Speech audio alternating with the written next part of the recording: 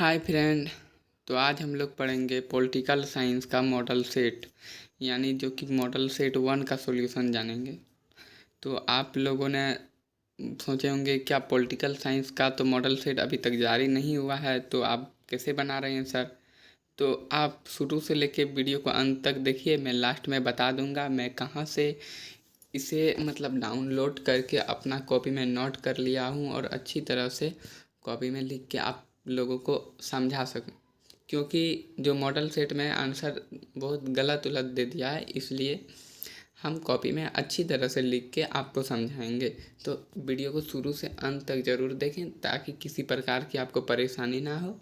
तो चलिए वीडियो को स्टार्ट करते हैं। वीडियो को देखने से पहले अभी तक आप लोग हमारे चैनल में नहीं जुड़े हैं तो जल्द से जल्द जुड़ जाएं, और वीडियो अच्छा लगे तो लाइक कमेंट और शेयर कर दीजिएगा। तो चलिए पहला वीडियो स्टार्ट करते हैं। तो पहला है, शीत युद्ध कब शुरू हुआ था। तो शीत युद्ध कब शुरू हुआ था? 1945 में। आपसे ये पूछा जाएगा शीत युद्ध का अंत कब हुआ था, तो ये हो जाएगा 1991 में। शीत युद्ध का शुरू कब हुआ था? 1945 में। शीत युद्ध का अंत कब हुआ था? 1991 में। अगला प्रश्न है, अप्रैल 1919 में कौन सा संगठन बनाया गया था? यानी अप्रैल 1919 में कौन सा संगठन बनाया गया था? तो नाटो। कौन संगठन बनाया गया था? तो नाटो। 2 नंबर का हम आंसर भी दे दिए हैं नीचे।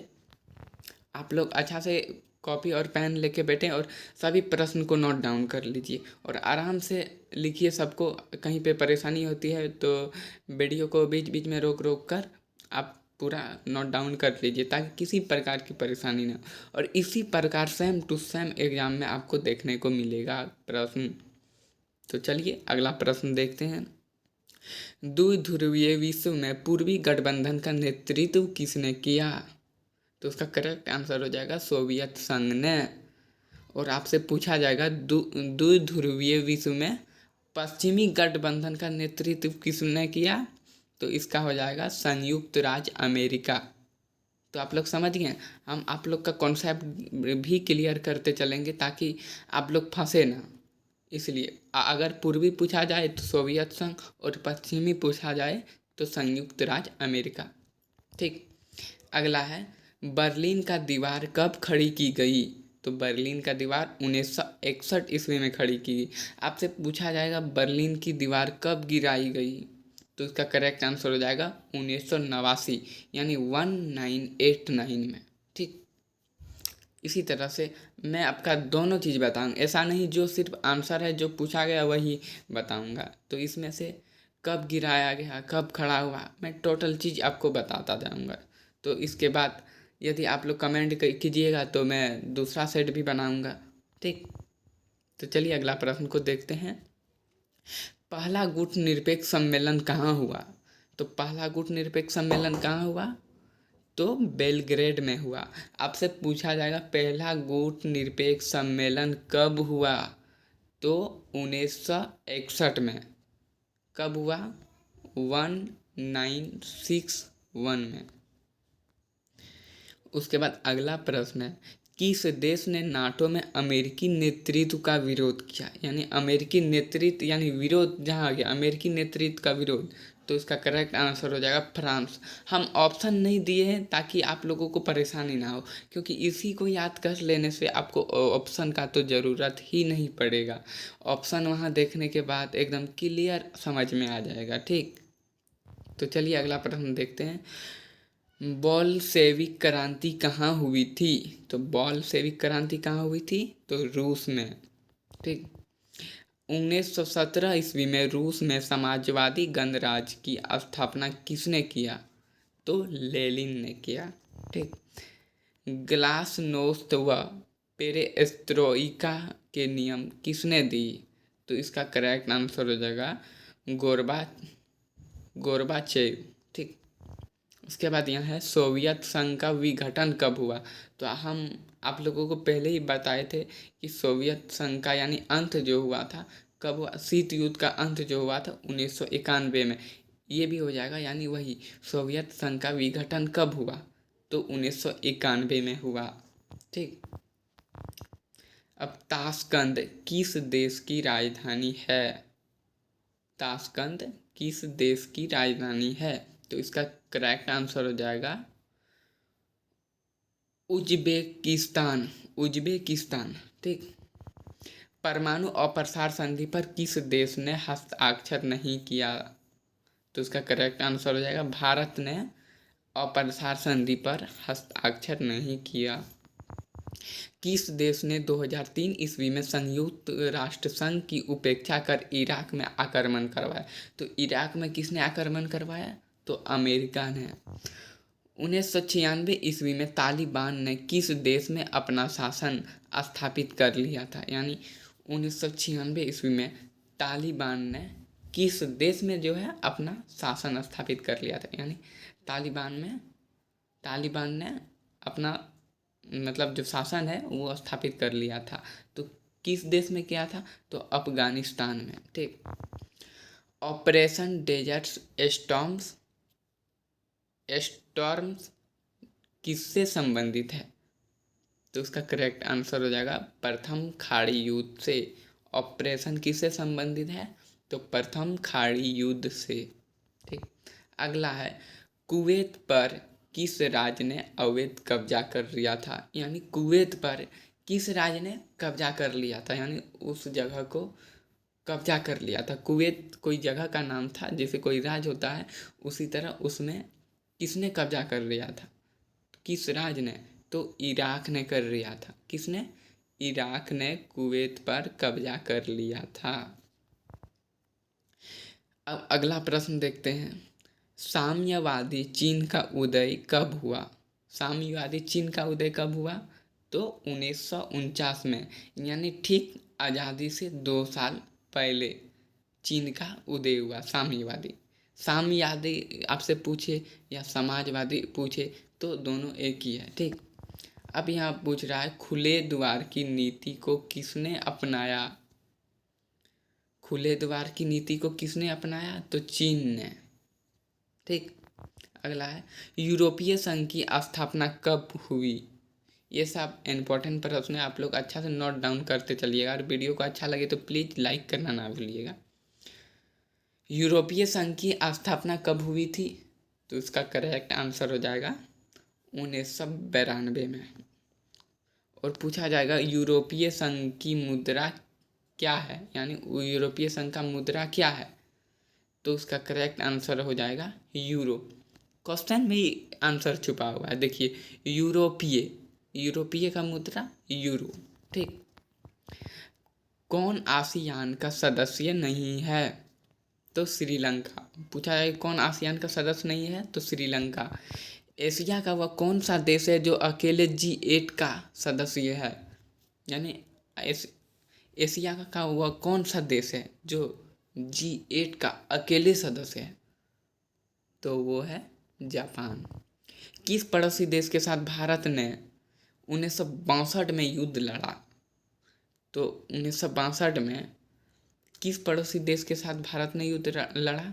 तो चीन। आपसे पूछा जाएगा चीन भारत के साथ युद्ध कब लड़ा? तो उसका करेक्ट आंसर हो जाएगा 1962 में। ठीक।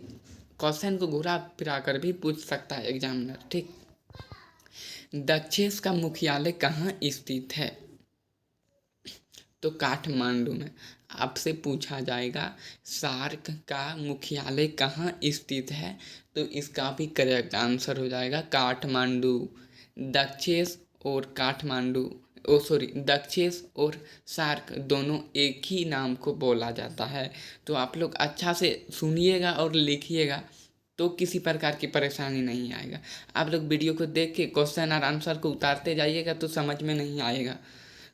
क्वेश्चन को आप लोगों को यदि इस जगह दक्षेस के जगह सार्क देता है तो क्या आपको समझ में आता है वहाँ पे?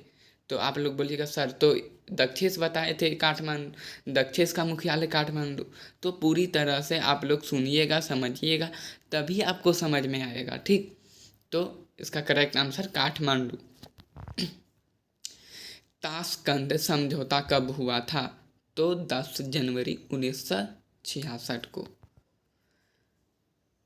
कोलंबो में राजीव जयवर्धन ने समझौता पर हस्ताक्षर कब हुआ था। तो कब हुआ था? तो 1987 ईस्वी में।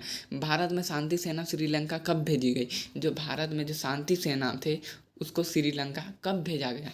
तो 1987 को। ये सब याद रखने वाला टॉपिक है, ठीक। लिट्टे डैश का एक उग्रवादी संगठन है। तो लिट्टे का उग्रवादी संगठन कौन है? तो इसका करेक्ट आंसर हो जाएगा श्रीलंका। दक्षिण एशियाई देशों में सैनिक शासन सबसे पहले किस देश में स्थापित हुआ? यानी दक्षिण एशियाई में जो सैनिक शासन, तो वो सबसे पहले किस देश में स्थापित किया? सबसे ज़्यादा सैनिक किस देश में लाया गया, किस देश में स्थापित किया? वो है पाकिस्तान, ठीक। शेख मुजीबुर्रहमान किस देश के प्रधानमंत्री थे? तो बांग्लादेश के।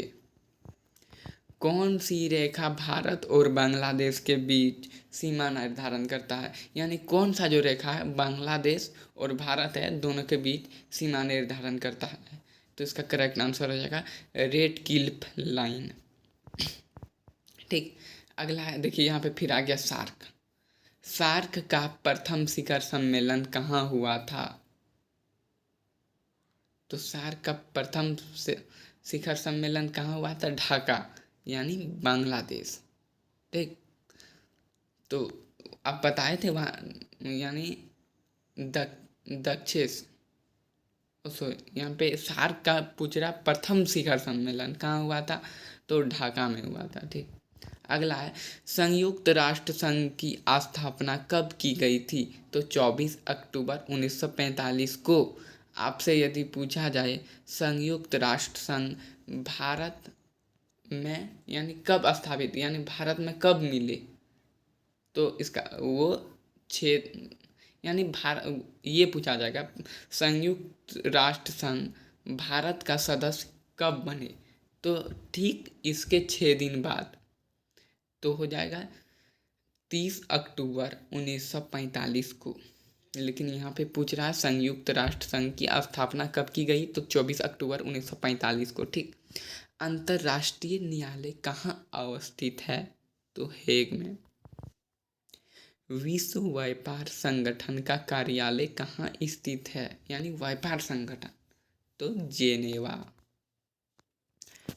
तो अब अगला प्रश्न है, विश्व व्यापार संगठन की स्थापना कब हुई? तो 1995 में। उसके बाद यानी देखिए यहाँ पे पूछ रहा है विश्व व्यापार संगठन का कार्यालय यानी कहाँ उसका कार्य होता था? तो जेनेवा में। और ये विश्व व्यापार का संगठन की स्थापना कब हुआ? तो 1995 में। दोनों टॉपिक आपको याद रखना होगा, ठीक। अगला प्रश्न है, सुरक्षा परिषद में कितने अस्थायी सदस्य हैं?